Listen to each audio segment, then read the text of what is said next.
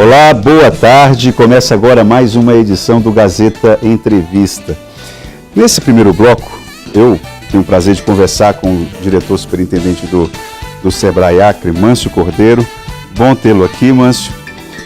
O Sebrae Acre teve uma performance incomum. Eu quero aqui até fazer uma correção, que no programa Gazeta Entrevista, Gazeta Alerta, eu dei uma informação equivocada de que o Sebrae Acre tinha ficado entre as 5 maiores empresas em qualidade em gestão no país e tudo. Na verdade, o Sebrae Acre ficou entre os 5 Sebrais do país. Mesmo assim, já é um grande feito, né? O que responde por isso? Antes da gente... O que explica? Pois é. Antes da gente falar especificamente disso, eu vou explicar o que levou a isso. E antes de explicar o que levou a isso, eu quero agradecer a quem fez isso acontecer. E quem foi? Bom, primeiro foi todos os empregados do Sebrae que se envolveram nesse processo. Quando eu estou falando de todos os colaboradores do Sebrae, eu estou falando dos estagiários, estou falando dos terceirizados, estou falando das pessoas que são indicadas do mercado, estou falando de todos aqueles que são efetivos no Sebrae. Então, essas pessoas são o elo mais importante dessa corrente que fez isso acontecer. Mas nós temos também os conselheiros do Sebrae que entenderam projetos que a gente apresentou e que fizeram com que isso acontecesse. A gente tem os diretores, da diretora Cid e do diretor Rosa, que me acompanharam nesse processo, e tem um staff que foi quem nos ajudou a Cid é que é responsável pela criação da OCA, não é isso? Junto comigo a gente construiu a OCA. E a Rosa Nakamura. A Rosa Nakamura, que inclusive é empregada do Sebrae. Mas é assim, a gente fica muito feliz de estar concluindo uma gestão e quer aproveitar também para desejar sucesso à nova gestão que está assumindo a partir do dia 1º de janeiro. Eu entendo o seu espírito, a sua intenção. Você não quer todos os louros para você e nem fulanizar essa vitória. Você quer coletivizar, trazer esse desempenho como se fosse algo coletivo efetivamente. De fato o Sebrae reúne quadros muito qualificados. Agora, apesar disso, de reunir quadros qualificados, há algumas decisões que são tomadas. Uhum. Então, que decisões que poderiam responder por esse desempenho? Tá, vamos antes da gente chegar o status que a gente chegou, a gente era um Sebrae que estava no final da fila de qualidade nos Sebrais, no conjunto dos Sebrais do Brasil. E nós começamos um processo tentando reinventar o Sebrae. Nós começamos com uma discussão e tivemos o apoio da Manakey para fazer isso. Juntamos todos os funcionários, todos os colaboradores, parceiros, juntamos para fazer uma reinvenção do nosso Sebrae.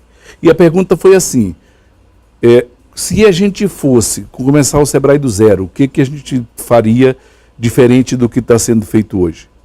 E aí foram onde vieram as respostas para que a gente chegasse nesse novo patamar. Primeiro é o seguinte, é um propósito. Qual é o propósito do Sebrae? O Sebrae saiu do lucro das pequenas empresas, que o lucro por si só ele pode não ter nenhum significado. Eu posso ter lucro com trabalho escravo, eu posso ter lucro com destruição do meio ambiente, sem respeitar as leis trabalhistas e tal. Então eu posso ter lucro dessa forma. Mas o que nós começamos a desenvolver dentro do Sebrae é que nós estamos preocupados com a causa dos pequenos negócios. A causa dos pequenos negócios que tem a ver com sustentabilidade, que tem a ver com a participação de todo mundo, ou seja, o bem comum ser o resultado do trabalho do Sebrae em relação aos pequenos negócios. E uma das coisas mais importantes que eu acho que a gente fez foi entender que era necessário trabalhar com parcerias. E quais foram as estratégicas? Parcerias estratégicas, nós temos muitas. Muito. Nós temos parceria com todas as organizações, com universidades. Inclusive o SEBRAE, ele inaugurou o primeiro SEBRAE Lab dentro de uma universidade pública brasileira. Nós no Acre fizemos isso. UFAC, né? Na UFAC. O SEBRAE Lab é um SEBRAE que pensa na alta tecnologia, pensa em empresas disruptivas, pensa num outro patamar de empresas, nas startups, pensa num outro patamar de empresas. Então é esse o papel do SEBRAE Lab. Agora, Mâncio, me perdoe interromper o teu raciocínio, mas só para que a gente possa aproveitar melhor o tempo, todo esse linguajar que você está colocando aí, e essas ideias, de que forma isso dialoga com a nossa rotina no comércio e a nossa rotina empresarial aqui do Acre? É difícil. Eu acho que... Não, mas porque aqui é o seguinte, como eu tenho pouco tempo, eu quero fazer uns destaques. Tá? O SEBRAE continua com o trabalho dele de atendimento ao pequeno, ao micro, e a gente quer levar o SEBRAE, era essa a intenção, com outras formas de atuação. Tá certo? Então, eu costumo dizer o seguinte, que se o SEBRAE quiser ajudar a tirar o PIB do Acre, lá da última posição, da penúltima posição, para uma posição mais destacada, ele tem que pensar em novos negócios, tem que pensar em negócios ligados à biodiversidade, que tem a ver com a questão local, com inovação e tecnologia. Se não fizer isso, não vai poder mudar esse tamanho do PIB. E foi nesse sentido que nós começamos todo um processo. Eu, como o tempo é pequeno, eu não vou falar de estatísticas, de quanto atendimento nós fizemos, não vou falar disso. Sim. Eu estou querendo falar dos destaques que a gente tem. Então nós fizemos um planejamento em 2015, o primeiro planejamento que a gente fez, e nós fizemos um desafio. Nós queremos ser o melhor SEBRAE do Brasil. Isso foi compreendido ali pela equipe? Não, isso era uma espécie de sacrilégio, porque nós não entendíamos, quando estou falando do conjunto do SEBRAE, nós não entendíamos que era possível isso acontecer. E nós fizemos todo um trabalho e nós ficamos receosos e colocamos as nossas metas para 2030, 2040, 2050. E começamos um trabalho, nós mudamos os processos, nós fizemos qualificação de pessoal, entramos fortemente no programa de excelência na gestão, mudamos a estrutura da organização e com isso nós conseguimos começar a galgar outras posições em relação à questão da excelência, da excelência na gestão. Quando foi em 2018, essa é uma questão importante a gente compreender, quando foi em 2018 nós revisitamos o nosso planejamento. E eu me arrepio quando falo disso. As pessoas eram outras pessoas. Essas mesmas pessoas que tinham projetado o SEBRAE para acontecer as coisas até 2050, trouxeram todas essas coisas para 2023. Anteciparam as metas, então. Anteciparam as metas porque começaram a acreditar que elas são capazes, que é possível o SEBRAE Acre ser o melhor SEBRAE do Brasil. É possível a gente ser referência global naquilo que nós fazemos aqui. E esse eu acho que é o maior legado que essa gestão, que essa diretoria vai deixar para o SEBRAE no estado do Acre. Nós ajudamos a concluir uma sede belíssima, que é um espaço extraordinário e que ajuda nesse processo de atendimento ao cliente. O cliente para nós é o primeiro. O cliente para nós está em primeiro lugar. E por isso nós precisamos nos preocupar com essas questões dessa forma. Qual o legado que essa concepção a respeito do SEBRAE deixa? Porque corre-se o risco do SEBRAE ficar falando para ele mesmo. Qual o risco, o que você deixa de legado para que isso não aconteça? A consciência nas pessoas. Nas pessoas, nos colaboradores ou nos empresários? Dos colaboradores.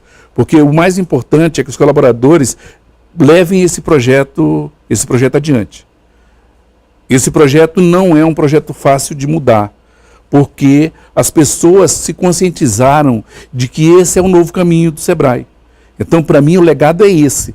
É um legado onde as pessoas elas se reinventaram, elas se repensaram, elas se reciclaram e elas tomaram a consciência de que são capazes de gerir os destinos do SEBRAE. Esse, para mim, é o maior legado que essa gestão deixa para o SEBRAE no Acre. E os microempresários entenderam isso?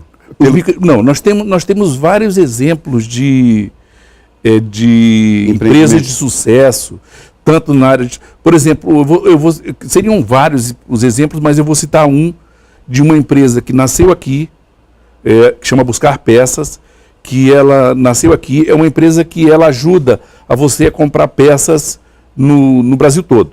Peças de que tipo? De carro. Peças de carro. Uhum. Peças automotivas.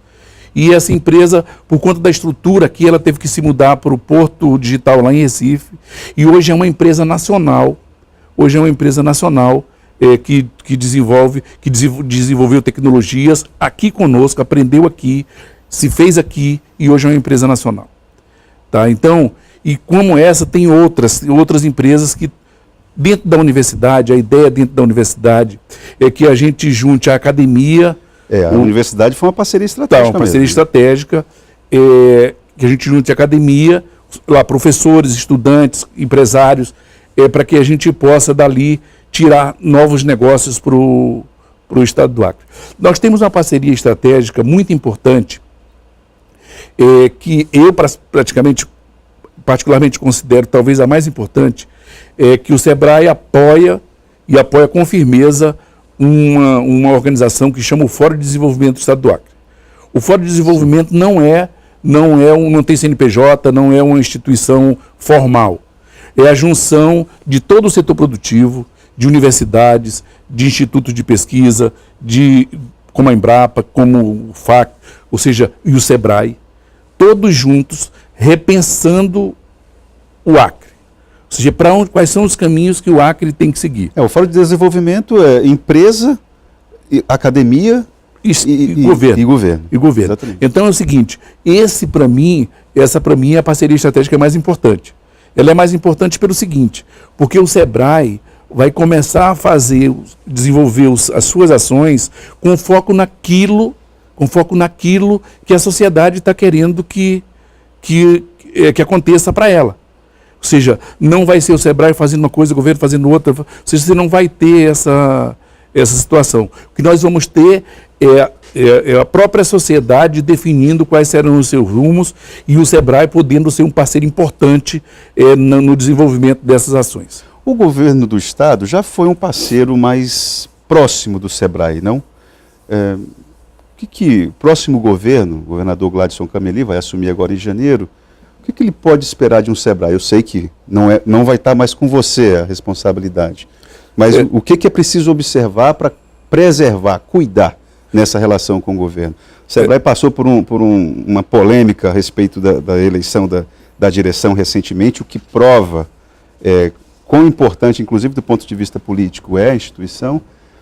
Então, o que a gente pode pensar em ser preservado nessa relação com o governo, mano? Eu acho que o SEBRAE sempre foi um parceiro do governo e eu acho que vai continuar a ser. Eu não acho possível,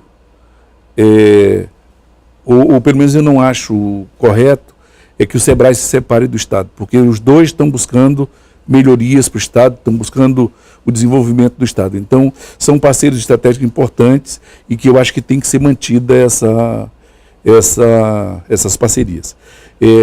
Falando do que a gente fez juntos, nós temos várias parcerias com o governo do Estado na área dos pequenos negócios, em feiras significativas, como é o caso da Expo Acre, aqui em Sena, no Cruzeiro do Sul. Ou seja, no estado todo a gente teve muitas ações junto com o governo do estado. Tá? E muitas ações em relação ao artesanato, que também foram parcerias com o governo do estado, gastronomia. Ou seja, nós tivemos muitas parcerias e que eu imagino que essas parcerias não vão ser desfeitas. Eu imagino que elas deverão continuar. Desde que o microempresário entenda que elas são sustentáveis, tenham força, né? Isso, claro, não é uma questão estritamente política, não se trata disso. Não, por exemplo, está acontecendo agora uma coisa que a gente começou junto com o governo do estado, que é o Festival de Gastronomia.